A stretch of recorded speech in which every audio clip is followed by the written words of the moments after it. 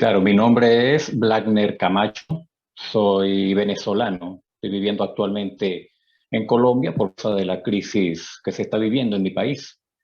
Soy casado, tengo hijos, uno de 16 años y uno de 12, que estamos legalmente establecidos acá en Colombia desde hace casi 2 años. Nuestra recepción pues ha sido de verdad bastante buena. Nuestra receptividad también acá en este país, todo ha sido de verdad muy, pero muy bueno.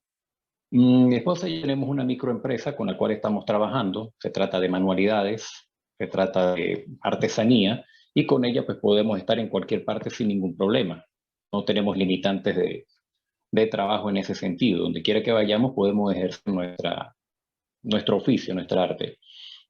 Por otra parte, bueno, yo soy licenciado en educación cristiana, ¿sí? Graduado en Venezuela, pero a través de una universidad, un instituto brasileño.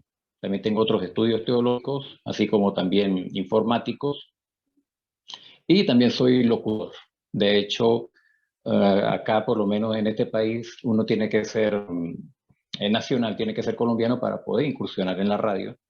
Razón por la cual decidí hacer un podcast. Ese podcast lo llevo a cabo a través de distintas páginas. Ha sido de verdad muy bueno, una experiencia maravillosa en la cual yo comparto lo que es el Dios del día a día, ¿sí? Porque estamos acostumbrados a ver a Dios a través de una religión, a través de quizá un altar, pero Dios es mucho más que todo eso, ¿sí? Entonces lo que hago es mostrarle a la gente lo que realmente es Dios, en esencia, en sustancia, en que podemos acercarnos a Él de una manera armoniosa, de una manera bonita. El podcast se titula Ampliamente, está disponible, bueno, en cualquiera de las plataformas de podcast, ¿sí? Me encantan los animales, muchísimo los animales. De hecho, tengo dos perritas que quizá vayan por ahí a hacer un poquito de bulla. Desde que me conozco he tenido perritos. ¿Qué otra cosa? Bueno, hace todo el tiempo, durante toda mi vida, yo siempre fui distinto a mis amigos. Siempre me consideré como una persona extraña. Era malísimo en los deportes. Mis expresiones son nulas. Yo no tengo casi la capacidad de razón. Puede venir una mala noticia que mi rostro pues es prácticamente el mismo para todo. Para diversas situaciones era muy tímido, muy retraído, así a lo largo de toda mi vida, poco empático, si se quiere, ¿no? O sea, sí, por supuesto, hay personas a las cuales uno se acerca y uno quiere, pero la empatía es poca, no es aquella empatía de la persona normal. Mucha dificultad para dormir, muchas migrañas, mucha ansiedad desde niño. Y yo siempre me preguntaba, oye, pero ¿qué pasa? ¿Por qué yo soy tan distinto? ¿Por qué yo soy extraño? Yo no entiendo. Tiene que haber algún motivo por cual yo sea así. Bueno, pasaron tantos años y hace un año precisamente me encontraba yo solo acá en el apartamento porque mi esposa tuvo que viajar a Venezuela de emergencia.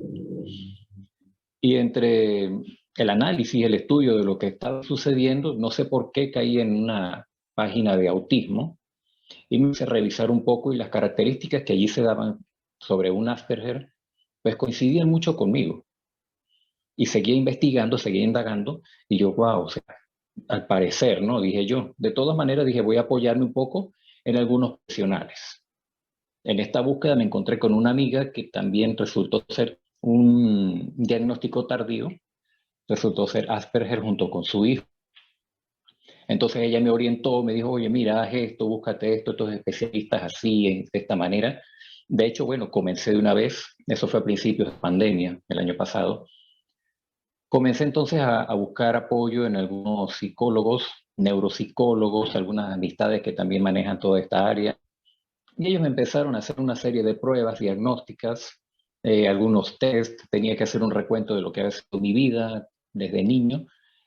Y ya te digo, a través de toda esta serie de pruebas y procesos, llegó a la conclusión de que sí tengo un grado de autismo, el TA1 o el Asperger, como le llaman.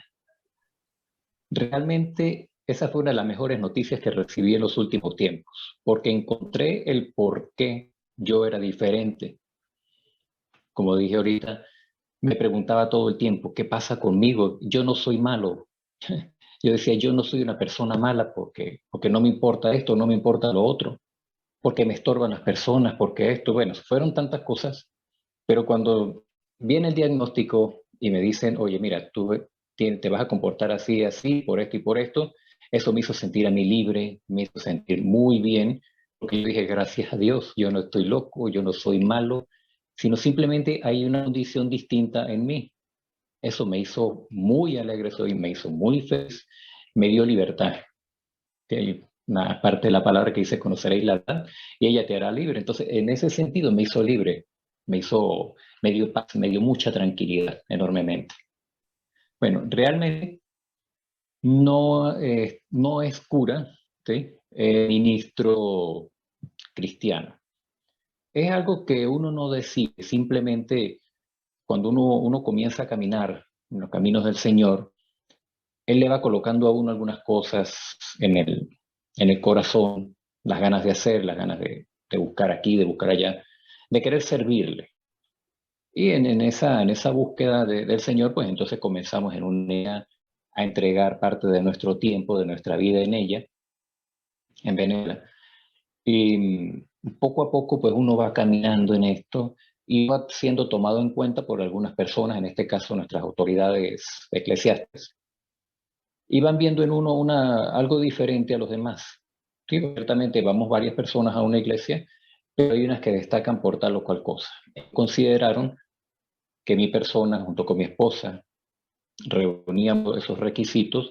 Eso fue un llamado que se hizo hace como 4 años aproximadamente, y hubo 4 o 5 familias dentro de esa iglesia, las cuales fuimos llamadas. Entonces nos hicieron la orden, pudimos ir a lo que fue la fundación de unas iglesias. Fue una experiencia maravillosa, fue una experiencia muy bonita. Por supuesto, también hay partes frustrantes, como todo proceso, pero finalmente fue la verdad que muy reconfortante, algo muy bonito, parte de la experiencia que uno tiene en la vida, pero muy bueno, realmente que sí.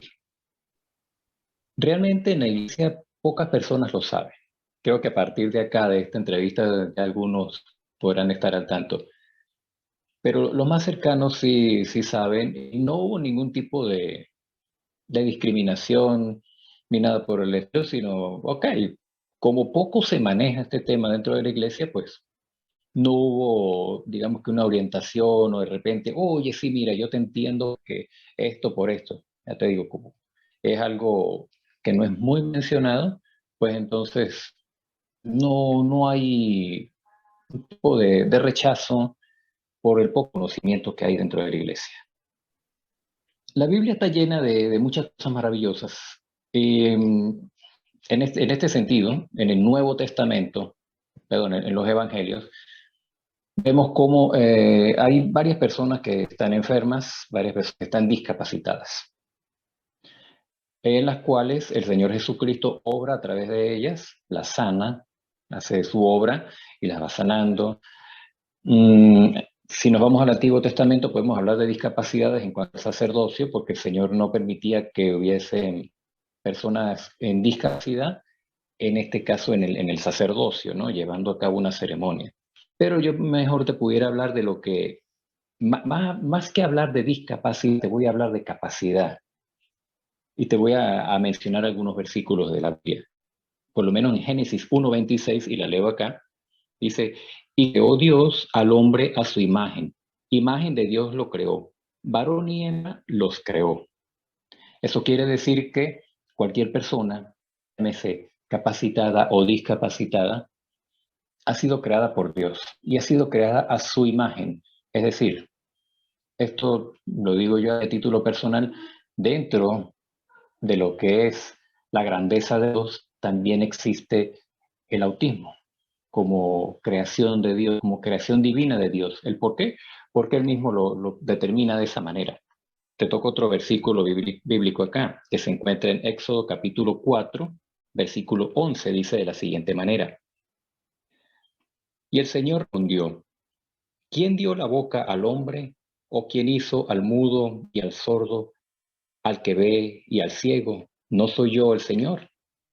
Vemos aquí cómo el mismo Señor que creó los cielos y la tierra, crea al hombre, él mismo determina, él mismo dice quién es mudo, quién es ciego, quién es sordo, y a quiénes va sanando, porque vemos, como les decía ahorita en el Nuevo Testamento, en los Evangelios, cómo el Señor va sanando a esas personas, a ciegos, a sordos, a paralíticos, mudos y cualquier otra discapacidad o enfermedad que se presentara ahí en ese momento.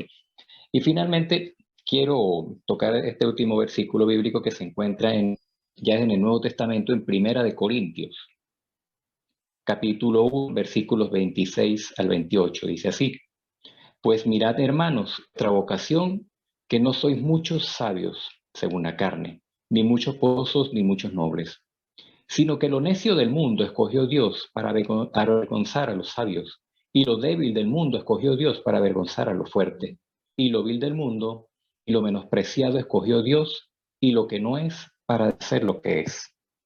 ¿Cómo puedo yo encajar estos versículos bíblicos como que le leí en el tema del autismo? Hoy podemos ver en la radio, en la televisión, en el deporte, en el cine, muchas personas con autismo, ¿sí? Tienen TEA.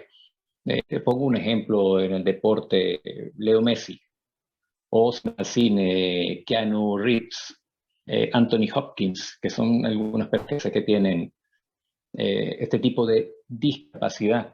Lo mismo que Greta Thunberg, que es la activista. Entonces, de lo necio, dice la Biblia, de lo necio, de lo menospreciado, de las personas que, digamos, con discriminación dicen, esos autistas, el Señor toma y levanta, o sea, que somos creación de Dios y podemos ser igual o mejor incluso, dependiendo de los casos, que un neurotipo.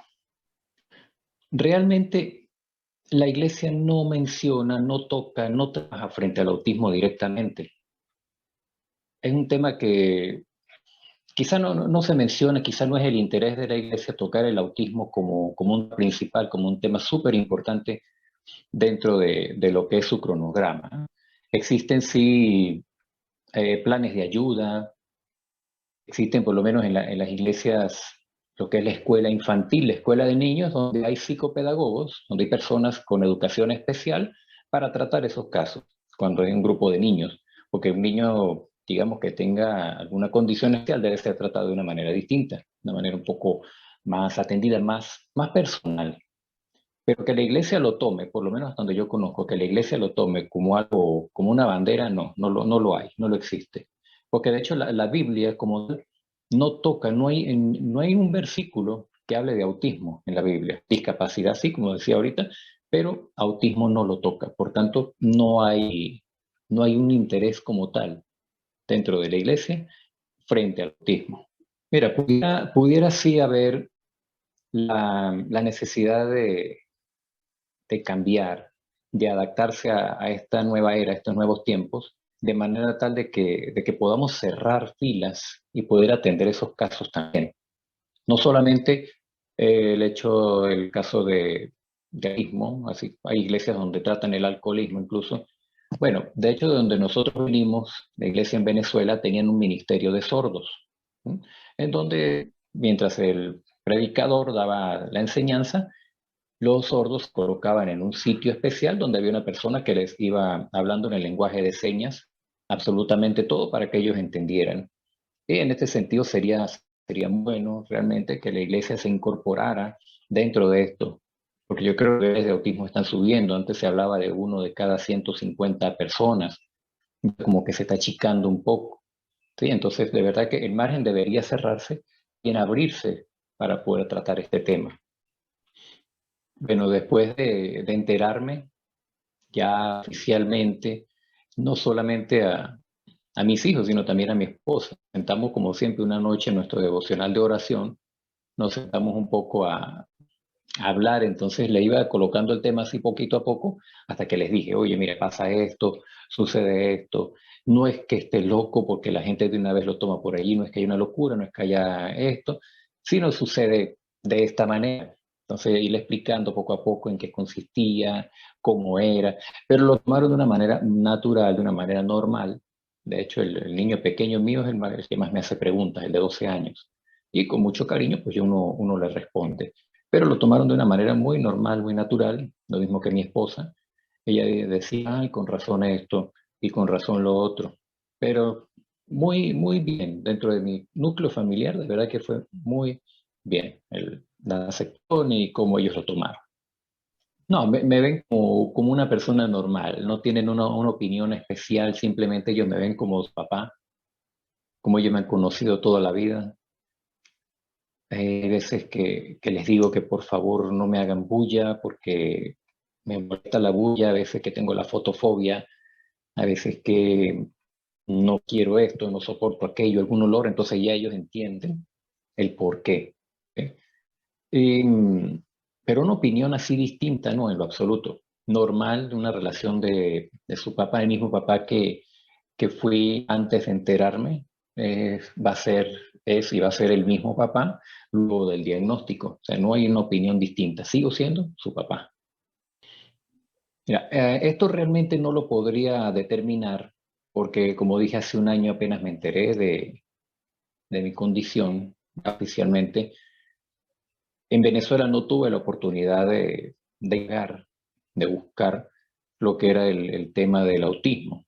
Y acá en Colombia me estoy enterando en plena pandemia. Me dije que el diagnóstico fue a principios del año pasado, comenzando la pandemia. Entonces, he buscado sí en páginas de internet, pero no te sabría exactamente especificar la diferencia o las similitudes entre el TEA en Venezuela y el TEA en Colombia. Mira, todos los gobiernos a nivel mundial, ellos tienen su financiamiento, sus planes, sus partidas para, en este caso, la salud. Sé que hay instituciones públicas y privadas que se encargan de este tema, de las cuales algunas reciben algún aporte, algún porcentaje de parte del gobierno central. No te sabría decir con números exactamente cómo funciona en Colombia. Sí sé que hay distintas organizaciones que tratan el tema del TEA. Por ejemplo, por acá tengo en Caracas, Venezuela, funciona la Sociedad Venezolana de Niños Autistas, la Sociedad Venezolana de Niños y Adultos Autistas, la Fundación de Autismo Voz Alta, estas son en Caracas. De aquí, de Colombia específicamente, norte de Santander, conozco ASPANORT, es Asperger del Norte, ¿no? O Norte de Santander en este caso, son las que conozco. ¿Cómo funcionan ellos? Realmente no te sé decir si manejan recursos directamente del Estado, si manejan recursos propios, si es solamente voluntariado. Sí debería existir y creo que debe existir en ese sentido este, el financiamiento parte del Estado, pero no te sé decir exactamente sí o no, y en ese caso cuánto sería. Es una pregunta no complicada, pero quizá lo único que le pudiera decir sería, tranquilo, todo va a estar bien, no hay problema, estás en buenas manos, no hay problema, todo va a estar bien. Creo que eso sería lo que le diría a mi yo del pasado.